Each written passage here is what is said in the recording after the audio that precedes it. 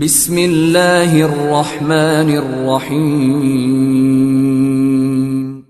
In the name of Allah, the Beneficent, the Merciful.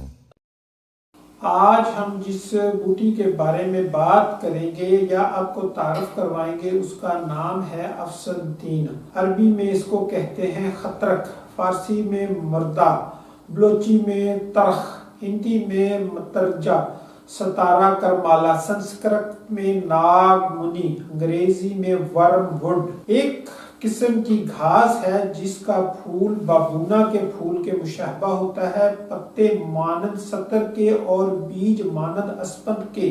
اس کے پتے اور پھول بطور دوا مستعمل ہیں. رنگ سبز، مائل سرخی یا زردی یا سفیدی، 3 قسم. ذائقہ تلخ اور بو تیز اور نامرغوب.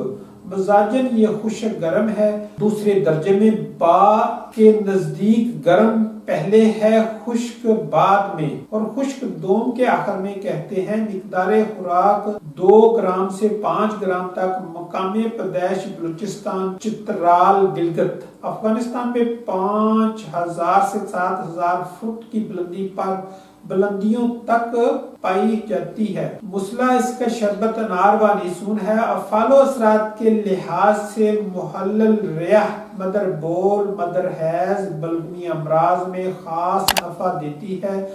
ورم جگر، ورم طحال، پرانے بخاروں اور نوبتی بخاروں میں بھی اس کا جوشاندہ خاص اثر اور نفع رکھتا ہے. پیٹ کے کیڑے مار کر باہر نکال دیتی ہے اور حیض کے لیے احتباس تمس اور عسرت تمس میں بھی اس کا جوشاندہ دیا جاتا ہے.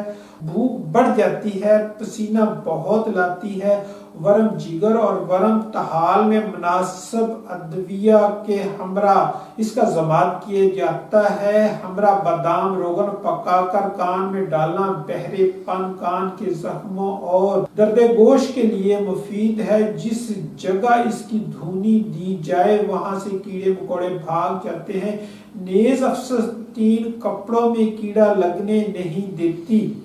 شکریہ. اگر آپ کو ہماری یہ ویڈیو پسند آئے تو لائک اور شیئر ضرور کیجیے گا. اللہ حافظ.